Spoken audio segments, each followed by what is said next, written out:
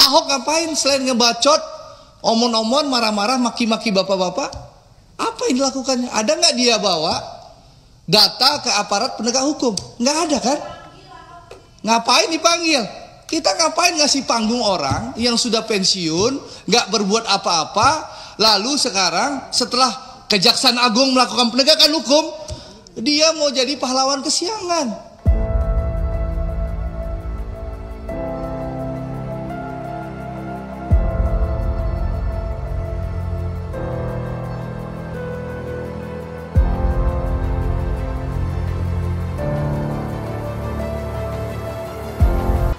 Pahlawan itu harus ada pagi, siang, malam, sore, selalu harus ada pahlawan.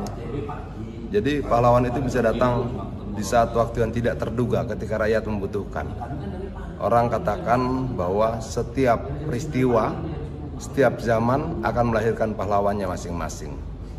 Mungkin sekarang pahlawannya apa? Mau siang, mau malam, mau pagi, nggak penting. Nah, kalau itu terserah Ahoknya, dia tetap punya kebebasan untuk menentukan langkah-langkah dia selama dianggap itu baik, benar, sesuai konstitusi dan ideologi partai. Tapi yang jelas bahwa kita tidak mengenal pahlawan kesiangan. Setiap orang harus berjuang. Mau pagi, siang, malam, nggak penting. Itu aja. Ya, Ahok itu belum pernah ke unit hulu. Tanya Pak Tiko nih, Pak Tiko 2020 jabatan Pak Tiko apa dulu Pak Tiko? Masih di Pertagas. Nih, PHE dulu Pak Taufik ini kan orang hulu. Pernah nggak Pak Ahok itu September 2020 waktu saya belum pernah kan? Kayak ini dulu belum. Jadi dia hanya banyak omon-omon Pak Darmadi. Ya, bahkan kenapa saya bilang kegaduhan sebentar Pak? Jadi kegaduhan contoh. Pak Simon punya direktur SDM sama namanya Hersuk. Sebelum Hersuk tuh ada orang tua namanya Pak Kus. Ya. Nah, bapak-bapak ini tahu bagaimana Ahok membentak-bentak tuh orang tua Pak Kus itu, ya. Karena apa? Pak Ahok minta ada orang yang dinaikkan promosi tapi tidak sesuai jenjang kepangkatan. Ya Pak Kusnya nggak mampu menaikkan. Dimaki-maki lah Pak Kus itu. Saya bisa ganti Anda loh. Saya bisa ngomong Menteri BUMN, kok perlu Menteri BUMN nggak setuju? Saya bisa ngomong Presiden, karena Ahok dulu temannya Presiden Pak, Saktiman Raguna dulu. Jadi meskipun saya minta dicopot, nggak mungkin dicopot karena Ahok itu temannya Presiden, Saktiman Raguna. Ahok itu, Prof Darmadi, pulang keluar dari penjara langsung bisa jadi Komet Pertamina. Nah, tapi yang menarik setelah Kejaksaan Agung melakukan penangkapan, membongkar kasus korupsi yang mengagetkan kita semua ya. Kalau itu benar ya, itu mengagetkan kita semua. Saya berpikir malingnya si Sani itu main impor crude aja. Ya, saya nggak sangka kalau dia nyolong di RON juga. Ya, itu kalau itu terjadi, ya, itu Ahok ngapain aja Pak Darmadi? Ya, padahal Ahok itu menikmati loh penghasilan puluhan miliar jadi Komet Pertamina. Jadi dia marah-marah ke Pak Alfian, maki-maki Pak Alfian di ruang rapat. Itu ngapain aja? Ya, karena di Ahok itu komisaris utama 2019 sampai 2000 berapa sih? Terakhirnya? Dia alasannya kan enggak 2024. Bayangin Pak Darmadi puluhan miliar per tahun.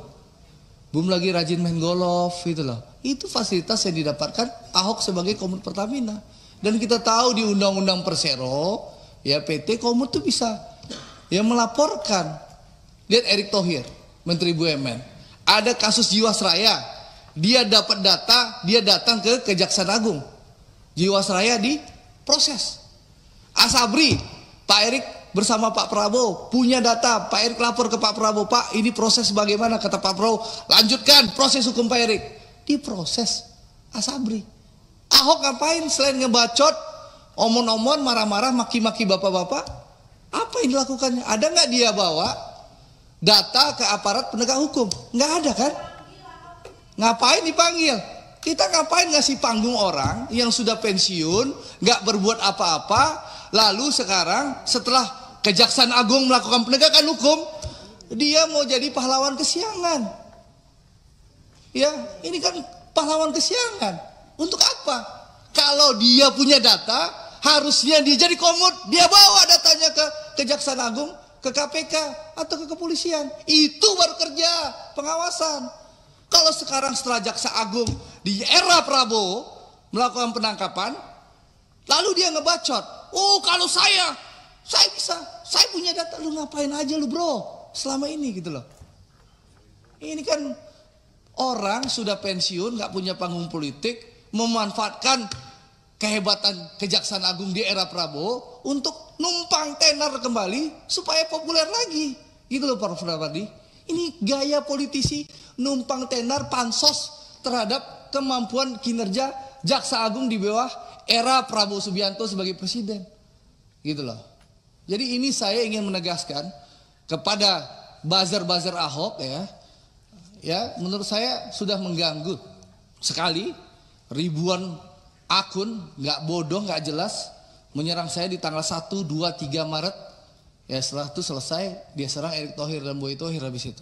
Ya, saya 3-4 hari lah Prof. Lumayan, menurut saya mengganggu karena berita daur ulang 15 September 2020. Nah di sini saya menggunakan hak saya menjawab itu karena saya pergi umroh Prof waktu itu. Ini saya nggak bisa menjawab dan saya ingin menjawab di depan direksi Pertamina, ya karena saya tahu bahwa Bapak kan tahu banyak omong-omong aja, ngebacot aja. Sekarang setelah Jaksa Agung melakukan penegakan hukum, ya di bawah eranya Prabowo, siapa saja yang melanggar hukum, yang korupsi disikat zaman Pak Prabowo, baru dia pura-pura muncul sebagai pahlawan kesiangan. Dan alhamdulillah jejak digitalnya banyak. Ngaku nggak pernah jadi ditawarkan diri, ternyata pernah ditawarkan diri oleh Pak Jokowi. Ini banyak kebohongan-kebohongan. Jadi saya minta teman-teman, mari kita rasional. Ya, itu hak teman-teman mau ngundang Ahok silahkan.